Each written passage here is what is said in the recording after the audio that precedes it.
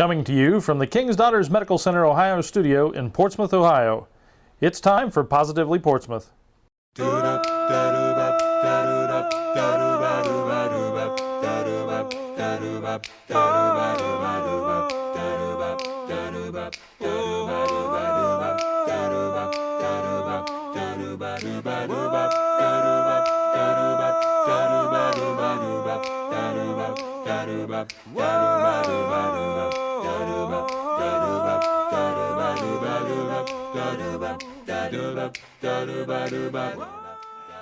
Thanks for joining us today on Positively Portsmouth. I'm Sean Boldman, hosting today for Leanne Smith. She's out. She's graciously allowed us to continue using her kitchen today.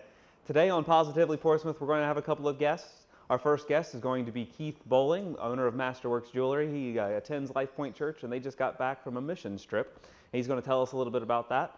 Followed up by Matthew Seifert of towncal.org, and he's going to let us know about a little town calendar that we're going to be having here in our beautiful town of Portsmouth, Ohio.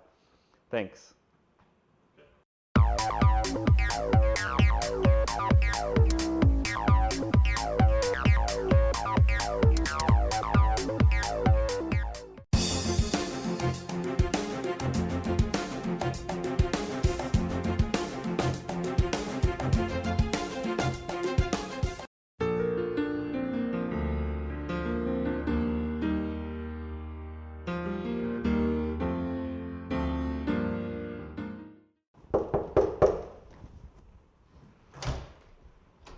Hey, Keith, how are you? All right. Wonderful. How are you, Sean? Wonderful. Absolutely great. Have a seat. Have a seat. Thank you. How have you been? I'm going to shut your door. It's cold out. It is very cold Doing what? outside What? today. How are you? Wonderful. Freezing. You're not Leanne. I'm not. So Leanne decided to go visit some friends down in Miami. You might know them. What's her name? Dorothy, Blanche, and Rose? No. No. Well, Don't know. Thank you for being my friend. So what's going on? I mean, I heard you just got back, your church, and went to a mission trip somewhere? Jamaica. Yeah. We were able to go to Jamaica. It was Life Point Church. We organized it with some friends of ours in Virginia, and just had a great time. That's sort of the cop-out answer, but man, it was just wonderful. So what'd you do when you was down there? Well, we enjoyed the sunshine and the warm weather. Those are the first two things that come to mind. It was about 85 degrees while we were down there. But we actually built a roof. We built the frame and put metal down for a roof for a church. Their second floor needed covering. So we did that with help of the local parishioners, and it was just it was a great time. One of the friends that went on the trip, Andrew Schumann, said, "We're not really here to build a roof. We're here to witness and minister and befriend these people." And that's really what happened. Is we made a lot of close friends. So who all did you go with? Life Point Church, the pastor, Daryl Nichols, and then Scott Mays helped organize the trip. And then there were 20 of us that actually went. And I'm not going to try to name everybody because I don't want to get in trouble. But man, we had a construction crew that worked on the roof, and then we also took a medical team. And while we were upstairs working on the roof, they were downstairs from maybe 9 to 2 every day, 9 to 3, seeing patients, mostly minor things. They were checking blood pressure. There were a couple lacerations that got treated, and a couple other things that were kind of surprises. But and we also did sort of an impromptu Bible school, and had the kids singing songs and playing with a parachute and stuff like that. So we really tried to sort of embed ourselves in the community. We ate some of the local fare, some of the local food. Jerk chicken is sort of the go-to thing there, and I think we had goat one day. I heard about one of the meals. You were there over the New Year's Eve holiday. We were. And you had some kind of special food you had to eat. Tell us about that. Well, How'd we had a watch night service on New Year's Eve, and it went through the new year. And at the end, of course, in Jamaica, most people do not drive. And so they, after church is over at 1 a.m., they're on a trip to walk home. And the pastor invited everyone to stay for a nice warm bowl or cup of soup. And it was pumpkin, and squash soup with an extra little surprise. It actually had chicken feet in it. And I'm very proud of all the Americans that went down. Almost everyone tried it, and some even enjoyed it. So Chicken foot soup. Chicken foot soup. The soup was really thick, and you could not tell what was in the soup until you got down kind of low, and then there was a little surprise in the bottom. And I actually enjoyed it. It was incredibly rich and tasty, but it was. Did you eat the foot? I did not, Okay. and I'm not going to reveal the name of one of the mission team that actually nibbled on the chicken foot, but one of the young men who could be the pastor's relative, maybe a nephew, actually nibbled on the chicken foot, and it was cute. It was neat. Well, that's terrific. Is there one particular thing about that meal that you loved? Was it the nibbling on the chicken foot, or? No, it was just it was very rich. It was a warm tasting. In Sauter County we use rib sticking. It was rib sticking. It stayed with you. I think the word's collagen. That all the collagen was cooked out of all these chicken feet, and it just made it very rich and very thick. So you don't have any here, do you? No, because we're it's all kind out of of cold chicken feet. outside. What about coffee? I'd love to have a warm cup of coffee. Yeah, it's a little cold. I saw you fighting with the I don't know. The coffee pot, I think, is broken. Leanne didn't leave us caller. any coffee, Yeah, so. we need a caller. Well, this sounds great. We'll get right back to it. I really appreciate everyone, and we'll be back here in just a moment.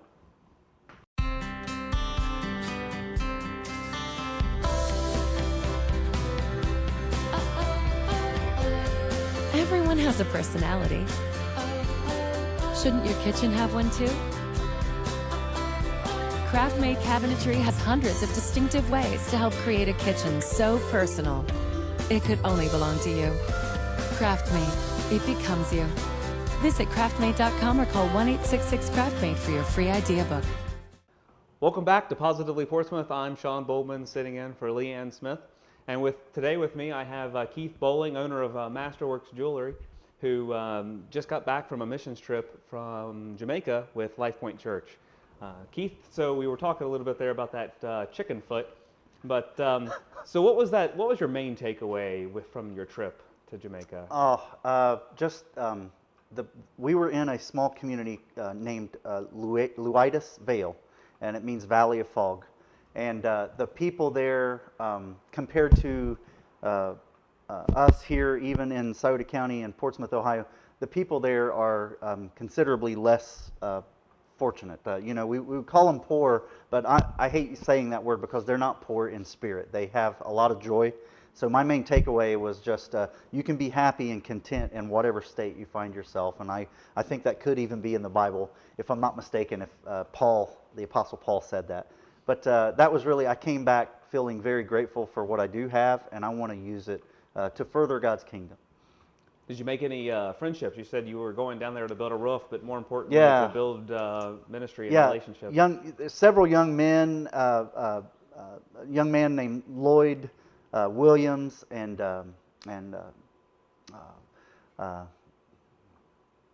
we called him Stretch. Sadaro, is that it? Samardo, I'm sorry. He was a great young man. He's about 6'4", so he could reach anything.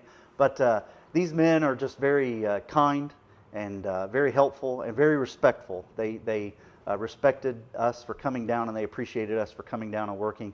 And then there was one of the ladies that was sort of like, I don't know, she was sort of the heartbeat of the church there. Barbara Williams, Lloyd's mother, just seemed to do everything. She cooked for us every day, and she cleaned the church and was just there pretty much daylight to dark every day, working hard to serve us as we were there serving her.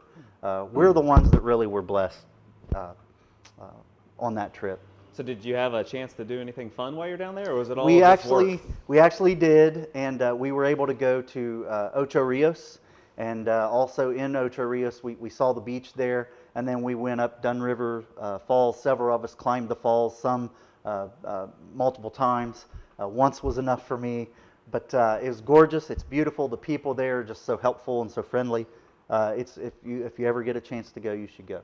So you went with Life Point Church. Yes. Could you tell us a little bit about Life Point Church? My wife and I have gone to Life Point for a couple of years now. They're getting ready to celebrate their second year anniversary, And Life Point is a little different compared to most churches, even around the world. We meet in Portsmouth theaters, and several people, the Dream Team is the name of the team that gets in there around 6 a.m. Sunday morning, sets it up and makes it look like a foyer or a lobby.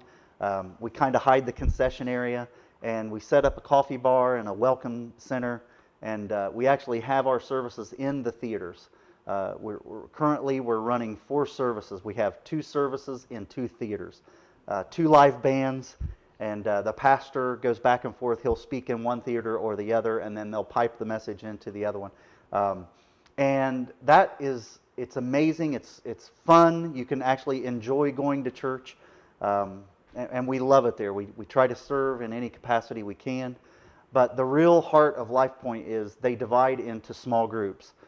Different nights through the week, there are as many as 30 small groups meeting, and that's really the heartbeat of Life Point Church. Every week. Now, right now, we're in sort of we have breaks in between our semesters, so right now we're in that break.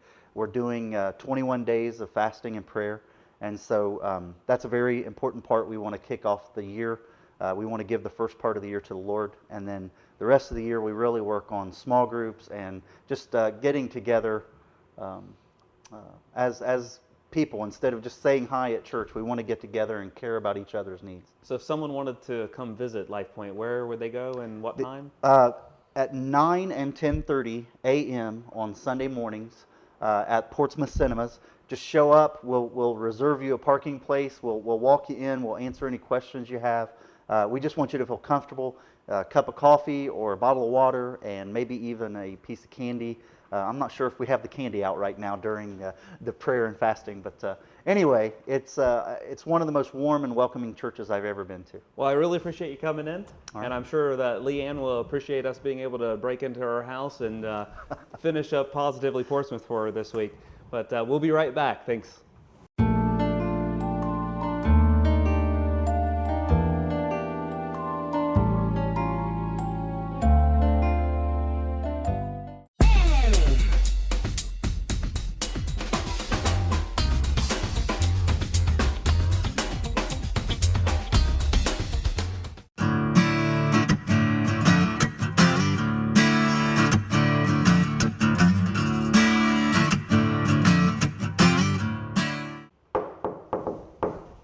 Who could that be?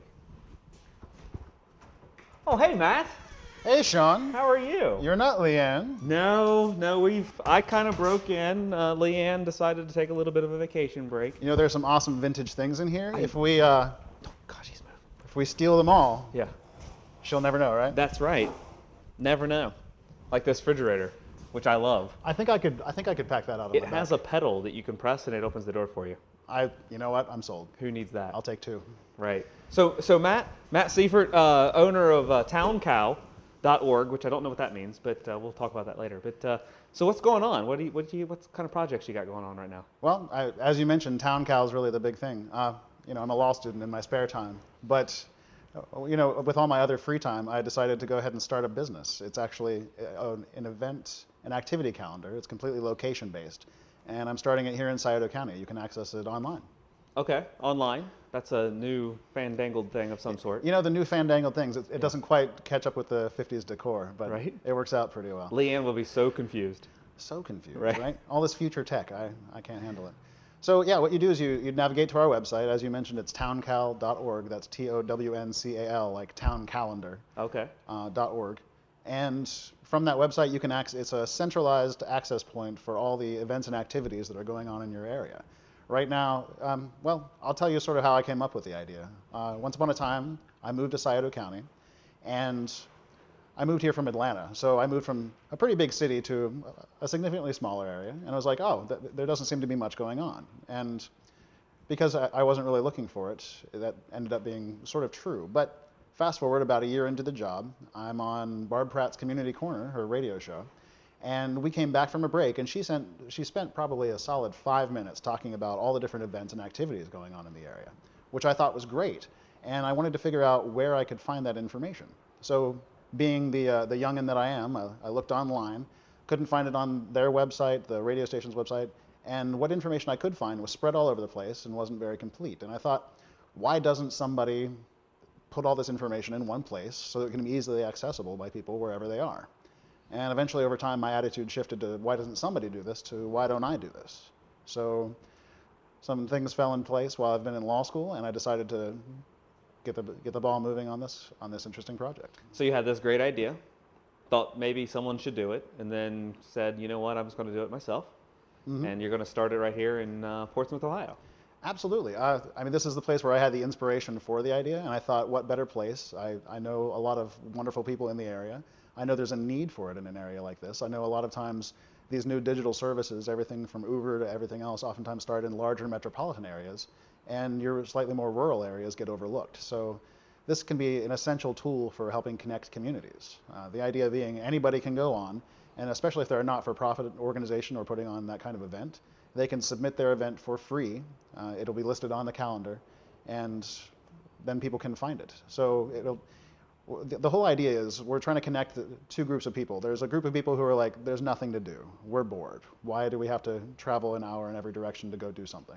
And then there's another group of people who are working very hard to make sure that things happen in and around their local areas. And for some reason, there's a disconnect between those two people. And TownCal is trying to connect those two people so that people can find what's going on, and the people who are making things happen can reach the population at large. And nonprofits are able to put their events on there for free. Yep, nonprofits and not-for-profit organizations, with the exception of political parties and organizations. We didn't want to get the calendar flooded with that kind of information. But right now, I'm working with a small team of people, still based out of Cincinnati, but spending more and more time in Scioto County as the ball gets rolling. And yeah. I actually bumped into you yesterday while we were out on the streets, and you mentioned that our area had a lot of beautiful things and views to see, and that was partially kind of a motivator in some of the things you've done on towncal.org. Absolutely. It's a gorgeous area, as you know. Or maybe being a native, I don't know if the effect gets lost on you, but I grew up in central Ohio. We barely have any hills. And then I lived in Atlanta, which is pretty flat itself. Not a lot of scenic beauty. But coming here, one thing that struck me when I got to Portsmouth, Ohio, and I had to work all around the area, was just the gorgeous scenery that goes on. The rolling hills, the river valleys. It's picturesque everywhere you go. And even now, when I'm driving, I'll still get distracted. And that's a problem, so I have to bring my focus back to the road. Well, this is terrific, and we'll be right back with Matt Seifert of towncal.org.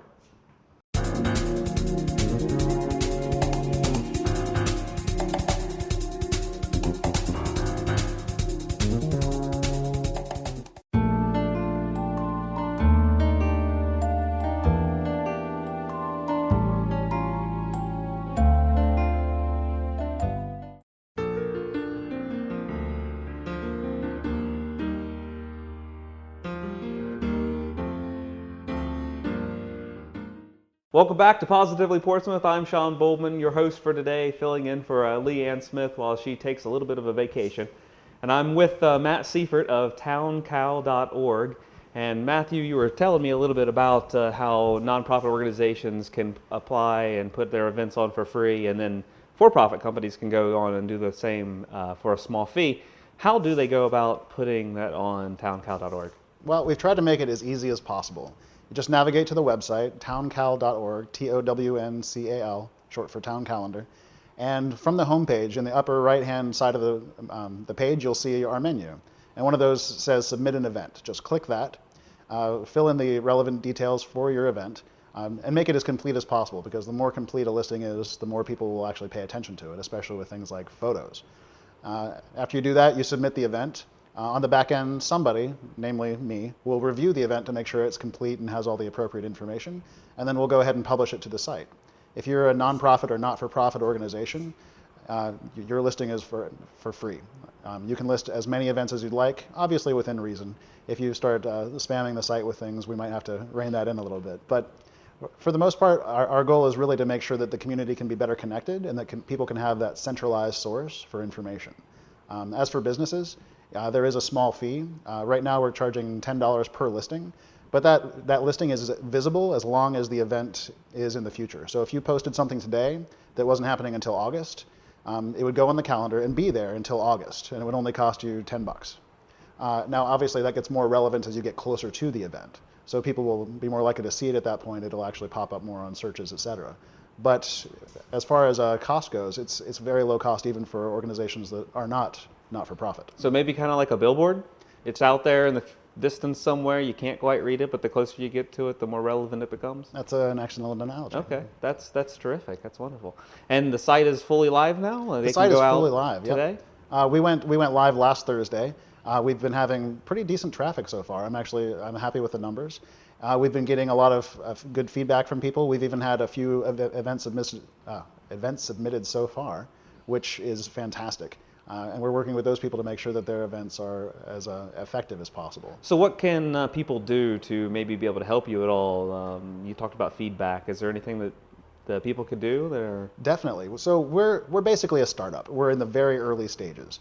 And right now we're just trying to figure out, to an extent, what this thing is. We want to make sure that it's what people want and that we're serving a need. And at the same time, we want to make it easy to use. So what we need people to go online and submit events, especially if you're involved with any sort of not-for-profit organization. You don't have to be that key person, but and you can submit those events anyway. But if you wanted to pass that information along to key people in your organizations, that works well too. The other big thing, give us feedback, positive, negative, whatever you have to say. The more we learn, and feedback is a gift, the more we learn, the better we can make the site, not only for you, but for the future. Ideally, we'd love to take this idea that's been sort of born in Scioto County and be able to spread it out to other communities around the region and maybe even the nation, depending on how that works. And the key information we get from people around here is going to help us take those further steps. Okay, and you mentioned a little bit ago events, and I hear you're getting ready to speak at an event here in Portsmouth. Absolutely. I've been partnering with folks over at Trinity Business Group, as well as Zach Sims. He's an up-and-coming business coach in the area. And we've been putting on some networking/informational events over the past few months. Culminating this month, on January 23rd, we'll be doing something called the BE Conference, which BE can stand for many things. Primarily, we're talking about business enhancement, ways that small businesses in the area can help develop their business, break through some barriers or plateaus that they've been experiencing, and become more effective, not just in the area, but throughout the region. And so with the towncal.org and your speaking things, is there any one thing that you really want to make sure you drive home when you're out there talking to people about it? At the end of the day, I love this community. I love the people who are in it, and I want to make sure that the community is as successful as possible. TownCal is geared to try to connect this community so that people know what's going on, so that people can be more effective in what they're doing. The speaking engagements have been to that end as well. We want to build into the businesses in our community to make them not only great in Portsmouth, but great in the region. We'd love them to shine out and have people say, hey, remember that restaurant we went to in Portsmouth? It's worth the drive to go back there. We really want to make sure that we're being as effective as possible in building the community. Well, Matt, I really appreciate you coming out today on Positively Portsmouth. And you can find Matt Seifert in towncal.org, and you can also find it on Facebook at TownCal. Matt, I really appreciate you coming in and crashing Leanne's kitchen this week. Thanks. You. Now we need to move everything around. Thanks for watching Positively Portsmouth.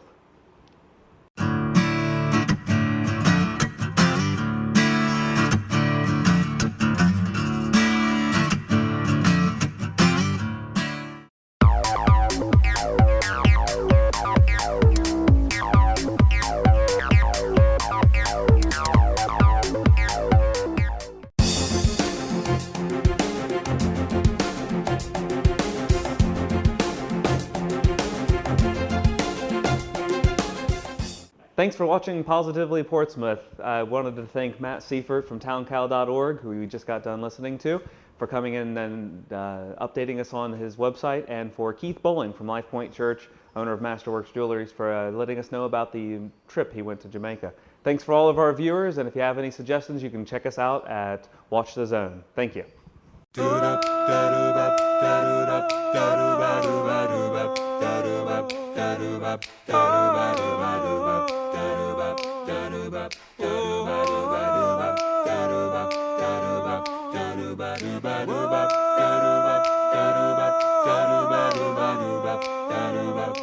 Ba